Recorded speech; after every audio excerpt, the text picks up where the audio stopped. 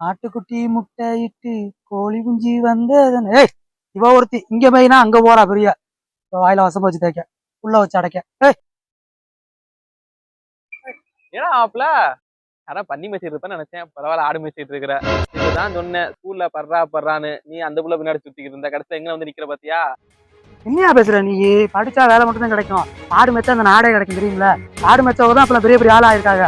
ஒரு ஆடை ஒன்னு ரெண்டாக்குவேன், 2 4 4 6 6 8 ஆக்குவேன். நான் தான் எனக்கு முதல் ட்ரெண்டிங்க்கு.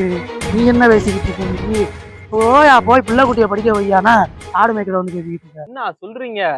யோ போயா, நாங்களாம் ஆடை வச்சு ஆடிக்காரே வாங்குவோம். போயா போய் வேலையை பாரியா.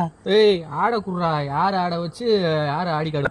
ஏன்னா அந்தட்ட வந்து ஆட்டோ பிடிச்சி வச்சா நீ என்ன இப்படி பேசிக்கிட்டு இருக்க? ஆட்டோ பிடிச்சிட்டு ஒழுங்கா கட்டப்பாருன்னு போனே. விதவிதமான பொய்களை வைத்து புரட்டும் உலகமடா தம்பி.